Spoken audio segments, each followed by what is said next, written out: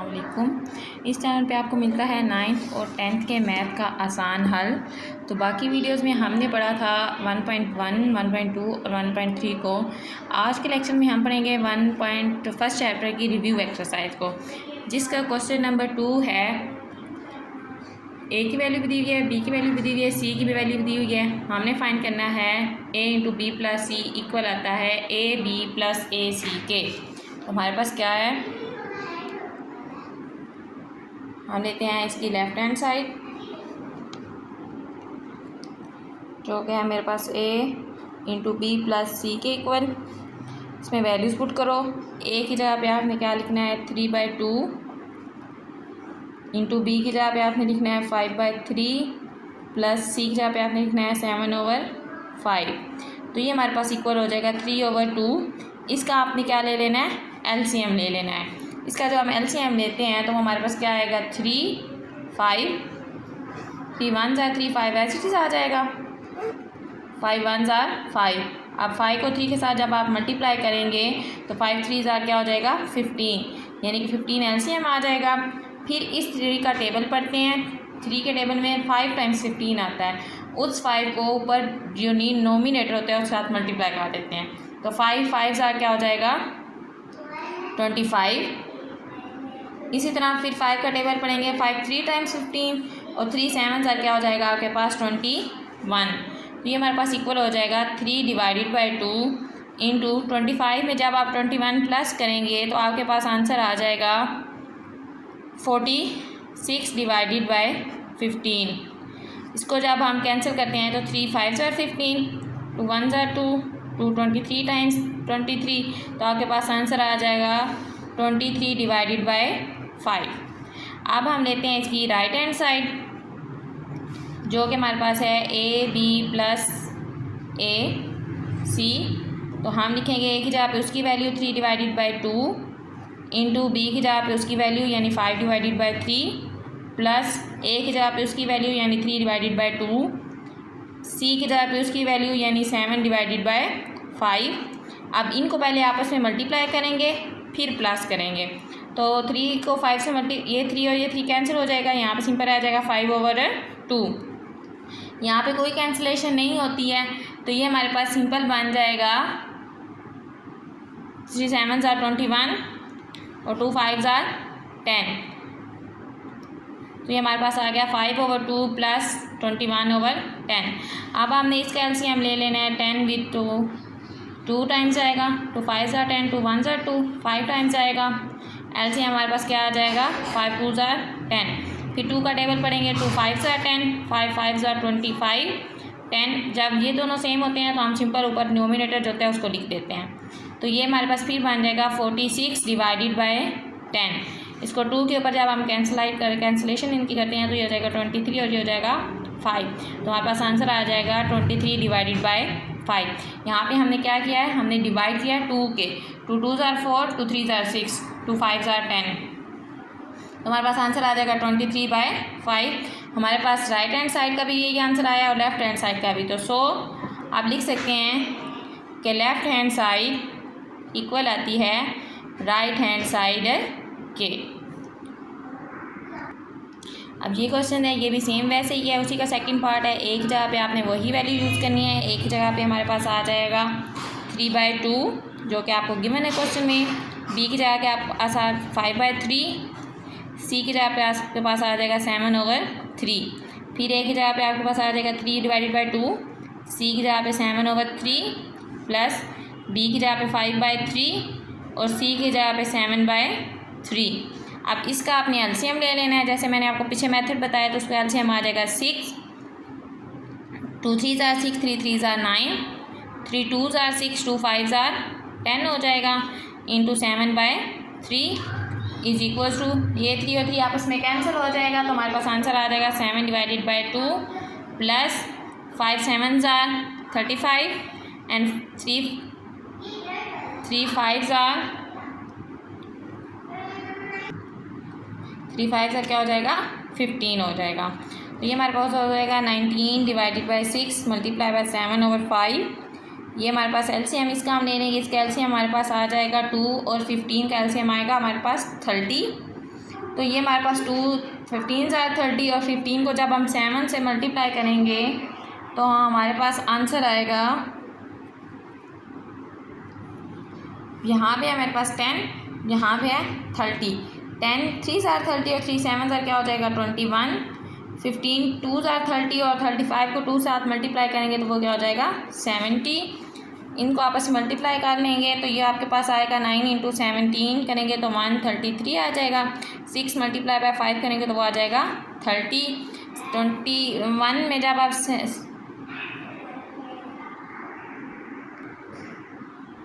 Sorry यहाँ पे हमारे पास 5 था तो 5 7 ज़ार,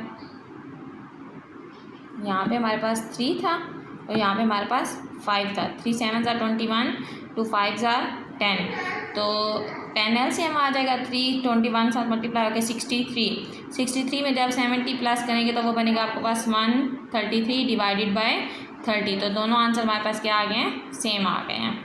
अब नेक्स्ट क्वेश्चन करते हैं जो कि है हमारे पास क्वेश्चन नंबर 3। अब ये क्वेश्चन हमें दिया हुआ है, इसमें उसने हमें ए की भी वैल्यू दी हुई है, बी की भी वैल्यू दी हुई है और 3 की भी वैल्यू दी हुई है, सी की भी वैल्यू दी हुई है। उसने क्वेश्चन में कहा हुआ है कि verify the associative property of real numbers with respect to addition and with respect to multiplication, कि हमने एसोसिएटिव प्रॉपर्टी को प्रूव करना है बिलिहाज जमा भी और बिलिहाज ज़रब भी। अब एसोसिएटिव प्रॉपर्टी हमारे पास क्या है, जो है विद रिस्पेक्ट टू एडिशन या बिलिहाज जमा, वो है हमारे पास a plus B plus C is equals to a plus B plus C. ये है हमारे पास with respect to addition. Urdu में अगर आप कहते हैं तो आप कहेंगे बिलिहाज जमा। और जो विद रिस्पेक्ट टू मल्टीप्लिकेशन है वो है a into B C is equals to a b into C, यानी कि ये आपके पास प्रॉपर्टी है with respect to multiplication. Urdu में आप इसे कहेंगे बिलिहाज ज़रब। ठीक है, तो ये ऐसे इट इज सेम क्वेश्चन है जैसे हमने ऊपर वाला क्वेश्चन किया है, तो इसको आपने ऐसे ही कर लेना है।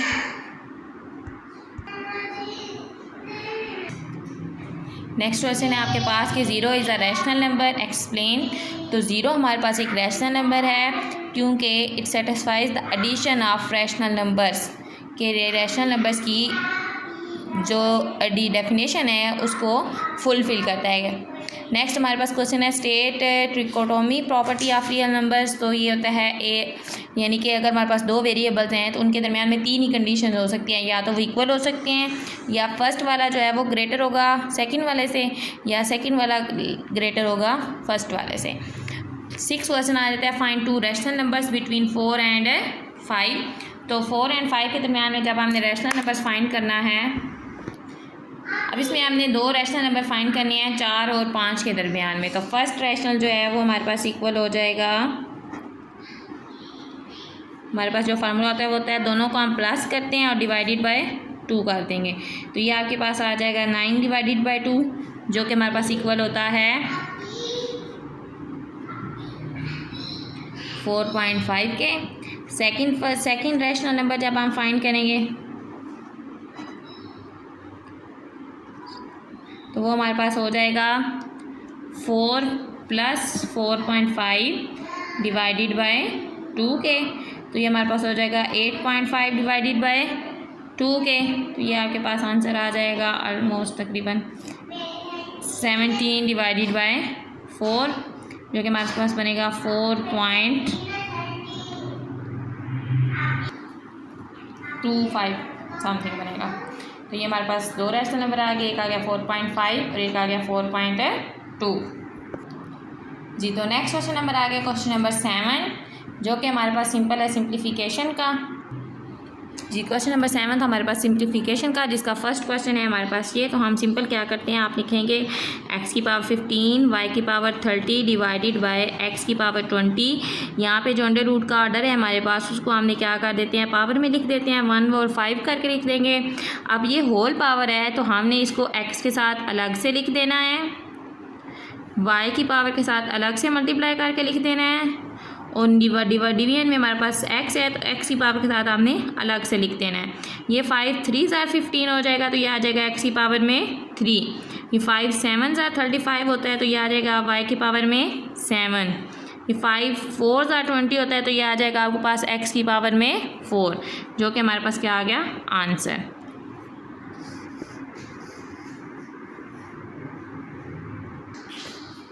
जी, इसका जो सेकंड क्वेश्चन है वो हमारे पास 3√27 की और पावर में 2x है, तो वो हमारे पास हो जाएगा 27 की power 2x as it is, whole power को हम 1/3 कर देंगे।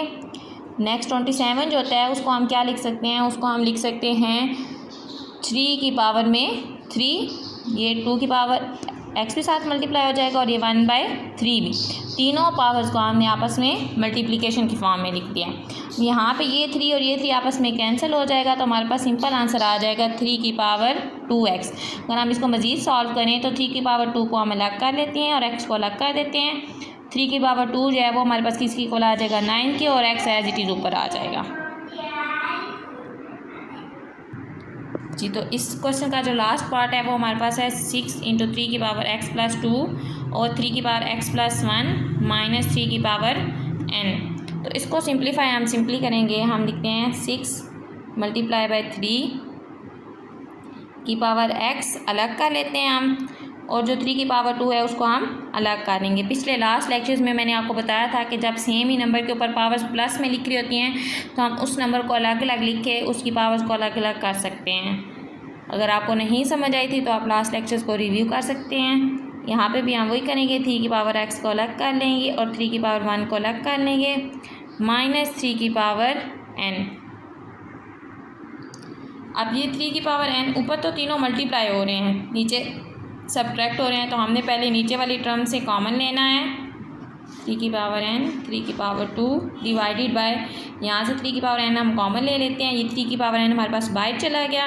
यहाँ पे सिर्फ क्या रह जाएगा 3 माइनस, यहाँ पे 3 की पावर n था वो बाय कॉमन चला गया, तो यहाँ पे सिर्फ क्या रह जाएगा 1।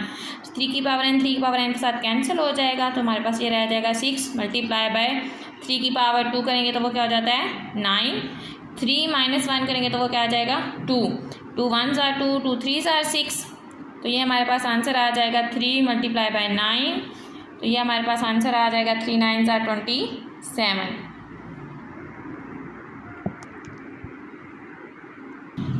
जी, तो नेक्स्ट क्वेश्चन है हमारे पास क्वेश्चन नंबर 8। इसमें हमें क्या दिया हुआ है, इसमें दिया हुआ है कि 3 कंसेक्टिव ऑड इंटीजर्स जो हैं उनका सम है 51। हमने वो 3 इंटीजर्स फाइंड करने हैं। अब 3 कंसेक्टिव ऑड इंटीजर्स, ऑड का मतलब क्या है कि एक अगर 1 2 3 इसमें 1 ऑड है और 3 ऑड है, यानी अगर ये x है तो यहाँ पे एक नंबर छोड़ के अगला नंबर आ रहा है हमारे पास ऑड, यानी कि सेकंड टर्म जो होगी वो हमारे पास x + 2 होगी। फिर 4 है, 4 हमारे पास ऑड नहीं होता। फिर 5 है, 5 हमारे पास ऑड होता है। अगर x को 1 रखें तो 1 + 2 करने से 3 आएगा, और 5 फाइंड करने के लिए हमें क्या करना पड़ेगा x + 4 फाइंड करेंगे, क्योंकि फोर्थ टर्म है ना, तो 1 जमा 4 करेंगे तो 5 बनेगा। इसी तरह सिमिलरली यहाँ पे भी हमने यही लिखना है कि जो हमारे पास फर्स्ट टर्म है वो होगी x, सेकंड टर्म होगी x + 2 और थर्ड टर्म होगी x + 3। अब अकॉर्डिंग टू क्वेश्चन के तीनों का जो सम है यानी x + 2 + x + 3 इक्वल आता है 51 के, तो ये हमारे पास हो जाएंगे x + x 3x + 3 + 2 करेंगे तो वो हो जाएगा 5 = 51। 3x = 51 - 5। 51 में से 5 को जब हम सब्ट्रैक्ट करते हैं तो हमारे पास क्या रह जाएगा 40। यहाँ पे x + 4 था तो 4 + 2 करते हैं तो वो हो जाएगा 6। अब 6 इस साइड पे जाएंगे तो माइनस हो जाएगा, 51 में से 6 माइनस करेंगे तो ये रह जाएगा 46 45। अब 3x = 45, then x = 45 divided by 3, जो कि हमारे पास आंसर आ जाएगा 15। अब हमारे पास x आ गया है 15 के, तो सेकंड टर्म थी मेरे पास x + 2, वो आ जाएगी 2 + 15, तो वो आ जाएगी हमारे पास 17। थर्ड टर्म थी हमारे पास x + 4, जो कि हमारे पास हो जाएगा 15 + 4, और वो हमारे पास आ जाएगी 19। यानी 3 कंसेक्टिव ऑड टर्म्स हमारे पास कौन सी थी, एक थी 15, एक है 17 और थर्ड है 19, जो कि हमारा क्या आ गया आंसर आ गया। जी। तो अब हम करते हैं क्वेश्चन नंबर 9, जो कि हमारे पास क्या था कि Abdullah pick up 96 balls and place them into 2 buckets. One bucket has 28 more than the other bucket. How many balls were in each bucket? कि हर बकेट में कितनी बाल होंगी। तो हम सपोज करते हैं bucket balls in first bucket, let's suppose कि ये किसकी इक्वल है x, then balls in second bucket, तो वो हमने क्या लिखनी है x + 28, क्योंकि उसने बोला है कि एक में अगर 28 हैं तो दूसरी में उससे क्या है, उससे ज़्यादा हैं, तो इसलिए हमने क्या लिख दिया x + 28।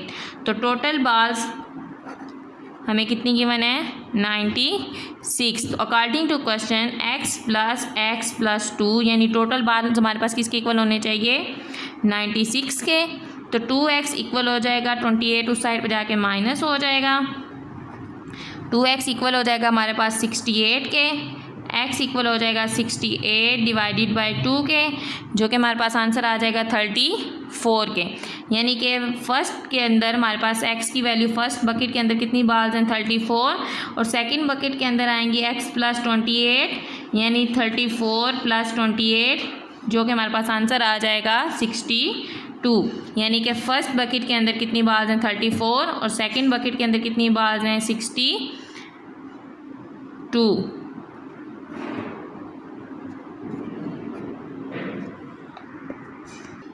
तो अब हम करते हैं रिव्यू एक्सरसाइज का लास्ट क्वेश्चन, जो कि है क्वेश्चन नंबर 10, जिसमें हमारे पास क्या बताया गया है कि Salma invested 3,50,000 in a bank which paid simple profit at the rate of 7.14% per annum.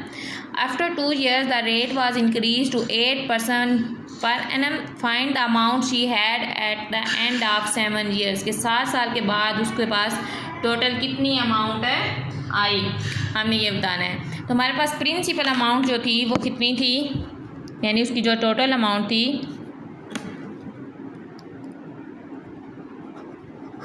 Principal amount वो हमारे पास है 3,50,000। अब रेट उन्होंने जो उसको दिया था वो दिया था 7.14% पर, जो कि इक्वल आ जाता है हमारे पास 7.25%।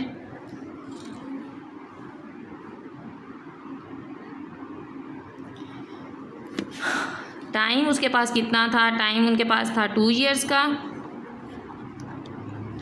अब प्रॉफिट हमने फाइंड करना है, तो वो हमारे पास इक्वल हो जाएगा पहले साल उसको कितना प्रॉफिट हुआ, तो P1 इक्वल हो जाएगा principal amount multiply by rate multiply by time divided by 100। Values put करते हैं तो ये हो जाएगा 3,50,000 multiply by 7.25 multiply by 2 divided by 100। तो इसको जब आप कैलकुलेटर पे कैलकुलेट करते हैं तो आपके पास आंसर आ जाता है 50,750। अब अगले 5 साल के लिए जो उसको होगा फॉर नेक्स्ट 5 years, वो हमारे पास आ जाता है प्रिंसिपल अमाउंट जो उसकी बनेगी वो होगी हमारे पास उतनी 3,50,000। जो रेट होगा अब वो कितना हो गया है 8%। अब जो हमारे पास उसका प्रॉफिट बनेगा उसके लिए फार्मूला हमने सेम लगाना है, सिर्फ हमारे पास क्या हो जाएगा प्रिंसिपल अमाउंट हमारी वही है, सिर्फ हमने रेट जहाँ पे 7.25 लगाया था वहाँ पे अब हमने क्या वैल्यू लिखनी है 8, और जहाँ पे आपने टाइम लिखा था वहाँ पे आपने 2 years लिखा था, अब यहाँ पे हमने कितना लिखना है 5, यानी 3,50,000 multiply bye 8 multiply by 5 divided by 100। तो कैलकुलेट करने के बाद आपके पास आंसर आ जाएगा 1,40,000। यानी कि अगर वो 5 साल के लिए करती है नेक्स्ट 5 years के लिए उसको कितना प्रॉफिट मिलता है 1,40,000। और पूरे 7 साल कंप्लीट होने के बाद एट द एंड ऑफ 7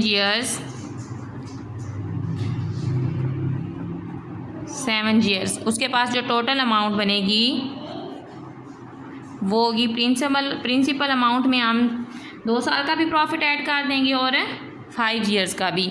तो प्रिंसिपल अमाउंट उसको मिलेगी 3,50,000 प्लस जो उसका प्रॉफिट 1 था और जो उसका प्रॉफिट 2 था, यानी कि 3,50,000 प्लस 50,750 प्लस 1,40,000। इसको जब आप प्लस करते हैं तो आपके पास आंसर आ जाता है 5,40,750। यानी उसने इन्वेस्ट किए थे 3,50,000, तो उसको विद प्रॉफिट कितना मिलेगा 5,50,750। तो इसी क्वेश्चन के साथ हमारा फर्स्ट चैप्टर कंप्लीट होता है। तो अपने मैथ को आसान बनाने के लिए चैनल को सब्सक्राइब करें ताकि आपको न्यू वीडियोस फ़ौरन मिलें।